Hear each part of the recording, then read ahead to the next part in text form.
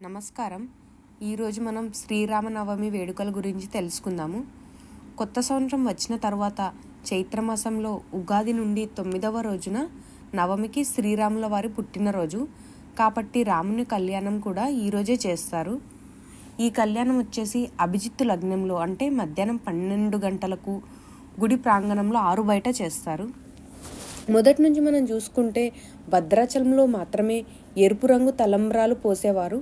కానీ రామదాసు బాకీని శ్రీరామచంద్రుల వారు తానీషాకి చెల్లించిన తరువాత తానీషా తన యొక్క తప్పుని తెలుసుకొని ఆ రోజు నుంచి రాముని కళ్యాణానికి మంచి ముత్యాలు పంపడం ఆనవాయితీ అయినది. ఈ కళ్యాణం జరిగేటప్పుడు ఇరువురి 5 తరాల పేర్లు ప్రవరగా చదువుతారు.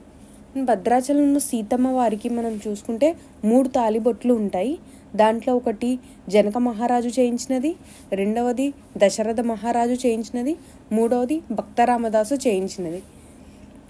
మిగిలిన పెళ్లి తంతు చూసుకుంటే మొత్తం యథావిధిగా కూడా లోక సుభిక్ష కోసం చేస్తారు.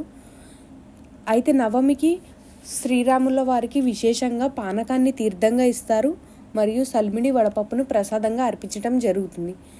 ఈ యొక్క కళ్యాణం జరిగిన తర్వాత ఆ కళ్యాణ అక్షింతలు కనుక శిరస్సుపై ధరించినట్టయితే వారికి ఎప్పుడూ అన్ని శుభాలే జరుగుతాయని ప్రజలంతా నమ్ముతారు.